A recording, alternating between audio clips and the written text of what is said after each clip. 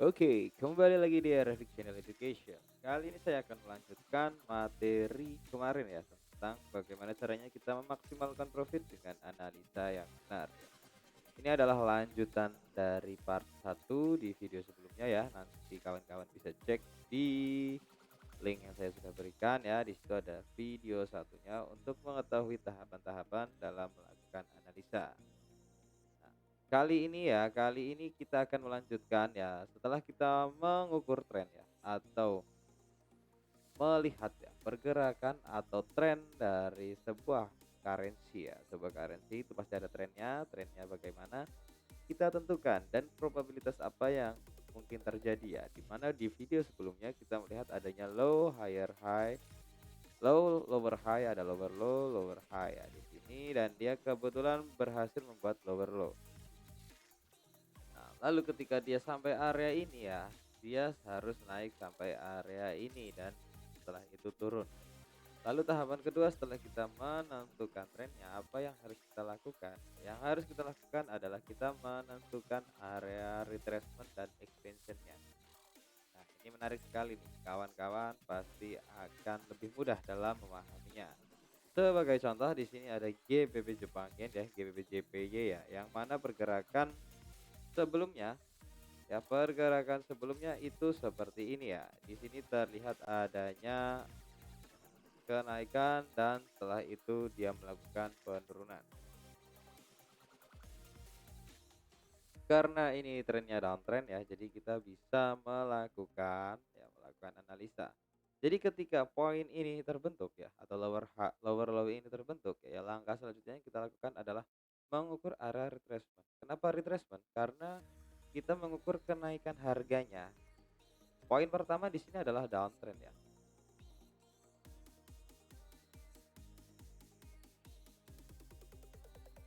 Nah, pertama adalah downtrend. Ketika kondisi downtrend berarti ketika harga naik ya, itu bukan berarti reversal ya, tetapi yang dinamakan dengan secondary trend ya, atau secondary trend atau tren minornya seperti itu. Jadi kita akan mengukur yang namanya retracement. Nah, retracement kita bisa menggunakan Fibonacci retracement ini. Fibonacci retracement ya, di MetaTrader ada. Lalu cara mengukurnya bagaimana ya? Nah, cara mengukurnya seperti ini. Untuk mengukur sebuah retracement ya, kita menggunakan rumus A,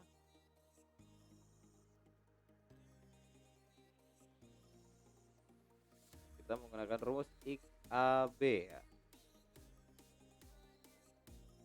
Nah, seperti ini, XAB. Jadi yang terpenting kita harus menemukan poin X dan poin A untuk mencari poin B. Nah, di poin B ini kita melakukan entry seperti itu. Oke, langsung saja ya kita cek ya. Di mana poin A adalah poin 0. Poin A adalah poin 0. Ingat, poin A adalah poin 0 dan X adalah 100. Ini untuk mengukur atau mencari retracement dari sebuah pergerakan. Nah, di sini terlihat di 61.8 ya sampai 786 ya. Ini adalah area sell berdasarkan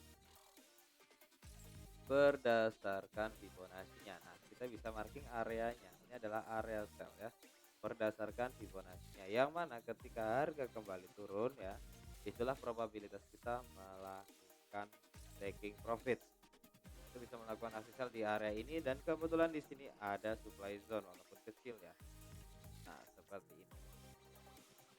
Jadi harga masuk ya, harga masuk melampaui supply zone dan dia kembali turun seperti itu. Nah, lalu ketika harga turun, kita bisa mengukurnya kembali ya, mengukur bagaimana mengukur target harganya ya. Karena ini downtrend jadi kita putar seperti ini.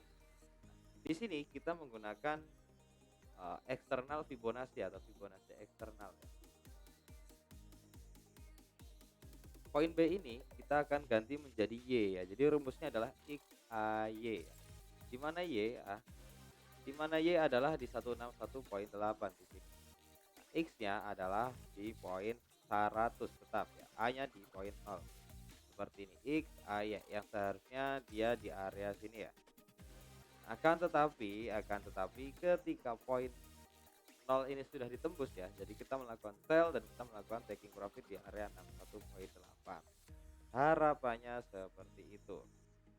Tetapi perlu diingat karena ini di H1 ya, dan ini pergerakan secondary trendnya adalah uptrend. Jadi untuk menghindari kasus seperti ini dalam artian poin A dijebol ya, otomatis stop loss kita terkena ya. Lalu TP pendek di mana? Ya TP pendek kita bisa menggunakan time frame yang lebih kecil yaitu M15. Yang mana pada time frame H1 poinnya terletak jauh sekali di sini ya, karena di poin 161.8. Nah, di sini kita bisa perkecil lagi areanya. Bagaimana caranya memperkecil sebuah area? Di sini kita melihat seperti ada X ya. Di sini ada A ya, dan di sini ada Y. Seharusnya Y-nya di area sini deh. Nah, kita perkecil areanya.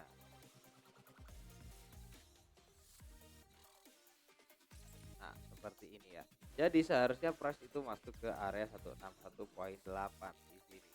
Akan tetapi price gagal melakukan take profitnya di area 161.8 dan kemudian naik. Nah, kondisi seperti ini price berhasil naik.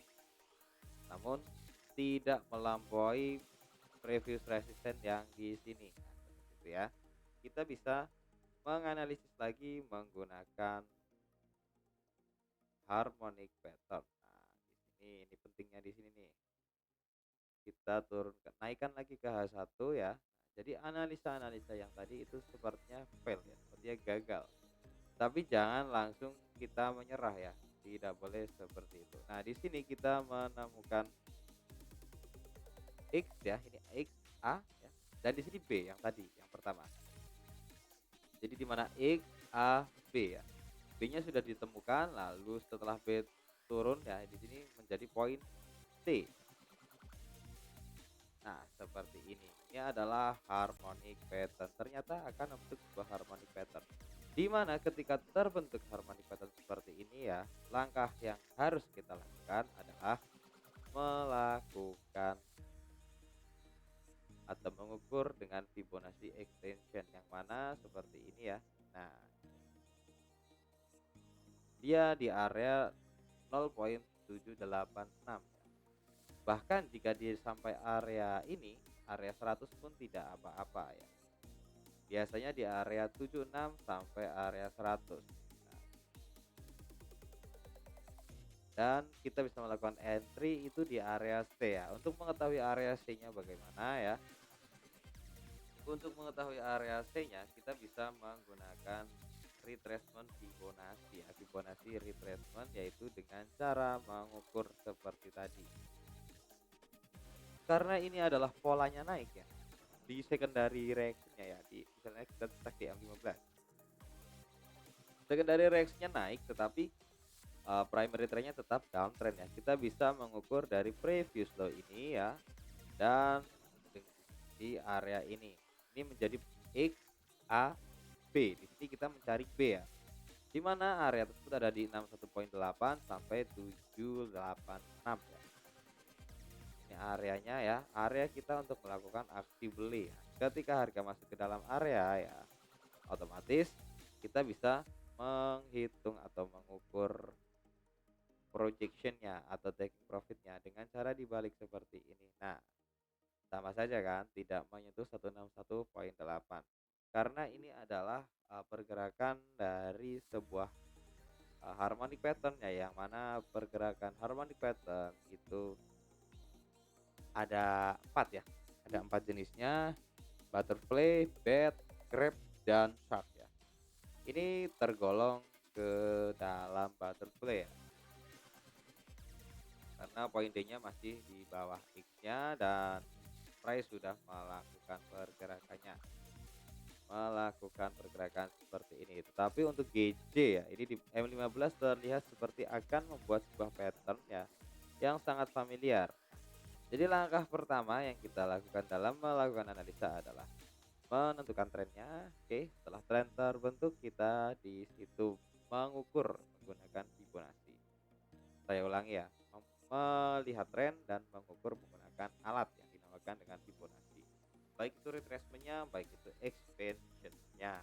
Nah, ketika price berhasil menembus area C ini, oke, berhasil menembus area C, berarti ya pembentukan trennya akan berlanjut ya, akan berlanjut dan misal seperti ini. Nah, di sini kan dia otomatis membuat higher low atau low yang semakin meninggi. Dia sudah gagal untuk melanjutkan trennya. Nah, di sini kita bisa melihat ya, jika tadi kita melakukan entry sell di sini ya, menggunakan XAB kita melakukan sell di sini dan taking profit kita otomatis di area sini itu tidak kena. Kenapa tidak kena? Nah, disinilah fungsi kita mempelajari tentang supply dan demand ya. Yang mana ketika kita mempelajari supply dan demand di sini kita melihat ada demand yaitu rally based rally ya. Kita bisa cek di H4 agar lebih jelas ya. Nah, di H4 di sini terlihat adanya rally based rally yang masih fresh ya. Ini adalah rally based rally. Jadi apapun yang terjadi ketika harga masuk ke dalam area demand zone ya, kita bisa melakukan taking profit. Ataupun kita bisa melakukan entry buy walaupun trennya downtrend, tetapi tetap menggunakan koridor-koridor yang aman. Jangan asal entry. Nah, seperti ini. Di sini ada demand, harga otomatis respect terhadap demand dan harga naik. Oke, kita ukur ya. Misal kita ukur menggunakan Fibonacci. Seharusnya kenaikannya itu sampai 161,8 yang mana di area 161,8 di sini terdapat supply zone. Akan tetapi harga tidak respect terhadap area tersebut. Kenapa ya? Karena di sini terlihat adanya double Marubozu ya. Untuk kawan-kawan yang masih bingung apa itu double Marubozu bisa dicek pada video saya sebelumnya. Nah, di double Marubozu ini sendiri ya terlihat adanya supply zone yang masih fresh ya. Ini adalah supply zone yang masih sangat fresh. Seperti ini. Nah, harga respect terhadap si supply zone-nya. Tetapi jika kita ulik lagi ya, kenapa pergerakan harga seperti ini? Oh, ternyata ini adalah pergerakan dari sebuah pattern yaitu harmonic pattern. Harmonic pattern akan saya jelaskan pada video-video selanjutnya ya, tentunya dengan cara yang mudah dipahami pastinya dan tidak berbelit-belit seperti itu. Ini tentang GBBJB ya. Oke, saya rasa cukup untuk sharing sharing materi ya, sharing pengetahuan tentang bagaimana cara kita menganalisa. Jadi tentukan tren, yang kedua kita ukur expansion dan retracement-nya. Setelah itu kita juga harus melihat supply dan demand-nya. Dan ketika supply dan demand-nya terlihat, kita di situ bisa mengukur menggunakan pattern-pattern yang ada. Nah, di sini ya ini kondisi secondary reaction-nya masih uptrend ya. Di sini kita melihat seperti ada sebuah pattern yang dinamakan dengan falling wedge ya. Nah, di sini seperti akan membentuk falling wedge. Nah, seperti ini. Jika kalaupun ini gagal membentuk falling wedge, dia harusnya seperti ini. Jadi terlihat price itu semakin mengerucut di awalnya, nah, tetapi ketika dia sudah di break kita tidak bisa menahan garis ini. Nah, jadinya seperti ini nih. Nah, jadi gagal falling wedge-nya. Ya, jadi gagal falling wedge-nya, tapi ingat di sini di M15 di sini kita melihat adanya dimension. Nah, ini ada dimension, ada rally base rally ya. Kita lihat bagaimana reaksi harga terhadap si demand tersebut. Lalu di sini ada demand lagi yaitu rally base rally lagi yang berdekatan dengan demand sebelumnya. Tapi perlu diingat kalau kita trading itu harus menggunakan time frame yang lebih besar. Untuk apa? Tujuannya agar kita tidak tertipu dengan pergerakan market yang yang minor trendnya ya atau secondary reaction-nya. Nah, jika kita menggunakan trendline, area trendline ini sudah di break oleh satu batang candlestick ya dan meninggalkan supply zone di atasnya. Nah, seperti ini penampakannya ya. Di sini ada supply zone ya. Kita masih menunggu konfirmasi terkuat. Price melanjutkan penurunannya adalah break area C ini. Area C di break jadi otomatis pergerakannya akan seperti ini. Nah, ini probabilitas yang paling masuk akal seperti ini. Jika dia bisa menembusnya. Ini bisa masuk ke area supply-nya lagi karena ini itu membuat supply zone. Terima kasih, semoga bermanfaat. Jangan lupa like, comment, dan subscribe untuk selalu mendapatkan notifikasi video terbaru dari channel ini. Dan selalu gunakan stop loss untuk mengamankan akun Anda dari bayang-bayang margin call. Selalu gunakan koridor-koridor yang tepat dalam melakukan analisa, pelan-pelan tapi pasti, dan jangan analisa sesuai apa yang Anda inginkan, tetapi analisalah seperti apa yang Anda lihat. Jangan memaksakan untuk entry, karena lebih baik kita tidak melakukan entry atau kita tidak trading hari ini jika tidak ada setup yang benar-benar maksimal. Terima kasih, salam profit selalu.